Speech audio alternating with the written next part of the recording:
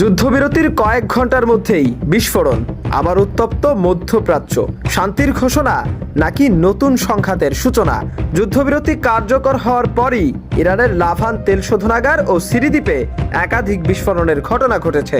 এ ঘটনায় যুক্তরাষ্ট্র ও ইসরায়েলের বিরুদ্ধে সরাসরি যুদ্ধবিরতি লঙ্ঘনের অভিযোগ তুলেছে তেহরান। ইরানি বার্তা সংস্থার খবরে বলা হয়েছে, সকালে যুদ্ধবিরতি শুরুর পরপরই লাভান দ্বীপে বিস্ফোরণ ঘটে। একই সময় সিরি দ্বীপেও একাধিক বিস্ফোরণের খবর পাওয়া গেছে। সরকারি মাধ্যম প্রেস টিভি দাবি করেছে, এসব হামলার পেছনে মার্কিন ও ইসরায়েলি বাহিনীর হাত রয়েছে। তবে এখন পর্যন্ত কোনো পক্ষই আনুষ্ঠানিকভাবে দায় স্বীকার করেনি। এদিকে ঘটনাস্থলে আগুন নিয়ন্ত্রণে কাজ করছে নিরাপত্তা ও ফায়ার সার্ভিসের দল। ক্ষয়ক্ষতির পূর্ণাঙ্গ তথ্য এখনো প্রকাশ করা হয়নি।